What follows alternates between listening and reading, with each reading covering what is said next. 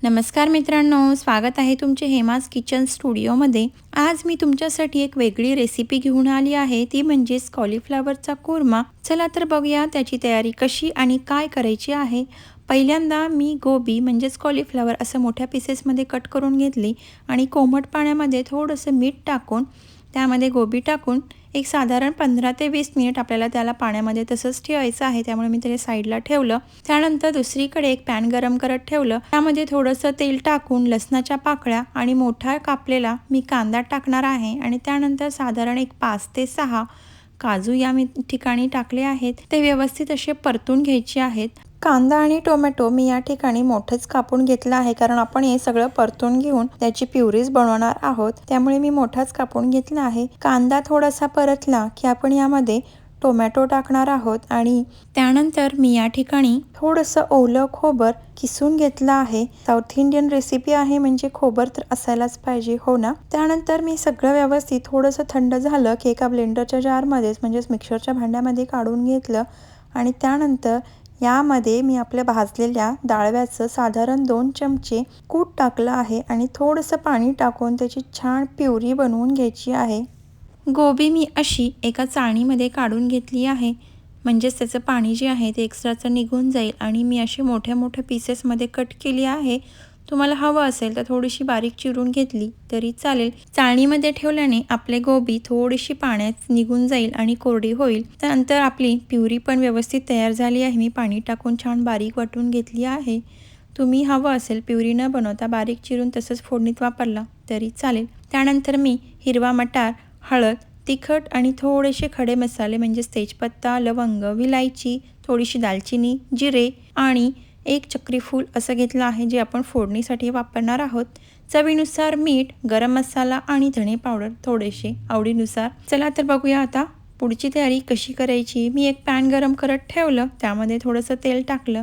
तेल तापल्यानंतर हे आपले खडे मसाले मी टाकून थोडेसे परतून घेणार आहे। खडे मसाले टाकल्यानंतर थोडंसं हलवायचं आहे, जेणेकरून ते चिटकणार नाहीत आणि करपणार नाहीत। त्यानंतर मी जी आपण प्युरी वाटून घेतली ती प्युरी यामध्ये टाकून छान परतून घेणार आहे। ही प्युरी आपण छान परतून घ्यायची अगदी तेल सुटेपर्यंत, म्हणजेच आपला जो ग्रेव्ही आहे ती छान होईल पुढे जाऊन आणि त्यातला कच्चा वास जो कमी राहिलेला असतो तो निघून जाईल। आणि परतून झाल्यानंतर मी त्याला थोडंसं झाकून साधारण 1 ते 2 मिनिट शिजवून घेणार आहे, म्हणजेच थोडंसं प्युरीमध्ये जे पाणी असेल ते आटून जाईल आणि आपली प्युरी अजून छान कलर येईल आणि थोडासा सुगंध म्हणजेच ॲरोमा छान येईल। या ठिकाणी मी काजू आणि डाळव्याची पावडर दोन्ही अर्ध्या अर्ध्या प्रमाणात घेतली आहेत। जर तुम्ही अगदीच होममेड किंवा घरच्या घरी साहित्यामध्ये बनवायची असेल तर फक्त डाळव्याची पावडर वापरून केलं तरी चालेल।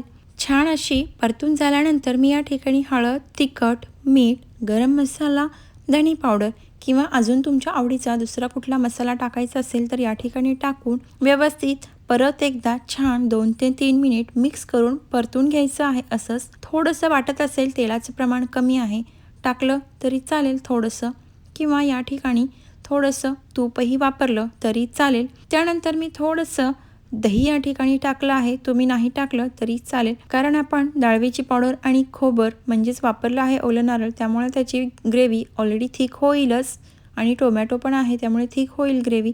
दही मी असंच एक्स्ट्राचं थोडंसं ग्रेव्ही थिक करण्यासाठी टाकलं आहे। त्यानंतर दही टाकून छान असं फेटून घेऊन म्हणजेच मिक्स करून परत एकदा झाकण लावून मी ते साधारण 1 ते 2 मिनिट शिजवून घेतलं आहे, जेणेकरून सगळे मसाले, दही छान असं फेटून आणि परतून निघेल। या ठिकाणी आता आपली ग्रेव्ही पूर्ण अशी तयार झाली आहे आणि शेवटी मी यामध्ये मटार आणि आपलं कॉलीफ्लॉवर म्हणजेच गोबी टाकून व्यवस्थित असं मिक्स करून घेणार आहे। या ठिकाणी तुम्हाला लगेचच पाणी घालायचं नाही आहे, कारण याला पाणी सुटेल हळूहळू नंतर आपण परत एकदा साधारण 2 मिनिट झाकण लावून शिजवून घेणार आहोत। तुम्हाला दिसत असेल थोडंसं पाणी सुटल्यासारखं झालंय तुम्हाला आता आपण या ठिकाणी प्रमाणानुसार पाणी टाकू शकतो, पण पाणी टाकताना गरमच पाणी टाकायचं आहे, जेणेकरून आपली जी ग्रेव्ही आहे ती छान राहील. पाणी कोमट टाकल्यानंतर परत एकदा आपण व्यवस्थित असं मिक्स करून घेणार आहोत. आणि या ठिकाणी तुम्हाला मसाल्यांचं प्रमाण किंवा तिखट मिठांचं प्रमाण कमी वाटत असेल तर थोडंसं इथं टाकून परत एकदा मिक्स करून एक साधारण 1 ते 2 उकळी काढायची आहे. गोबी याला शिजायला जास्त वेळ लागत नाही आणि आपण ते ऑलरेडी थोडीशी परतून घेतली आहे, त्यामुळे ती लगेचच मऊ होते. आता आपली या ठिकाणी कॉलीफ्लॉवर कुर्मा व्यवस्थित अशी तयार झाली आहे. तुम्हाला मी दाखवते गोबी आपल्याला कितपत शिजली गेली पाहिजे. ही गोबी अगदी मऊ करायची नाही आहे, दाताखाली थोडासा क्रंची फ्लेवर आला पाहिजे. या ठिकाणी कॉलीफ्लॉवर कुर्मा अगदी कमीत कमी वेळेमध्ये आणि अगदी घरगुती साहित्यामध्ये कशी बनवायची मी सांगितली आहे. तर ही रेसिपी नक्की ट्राय करून बघा.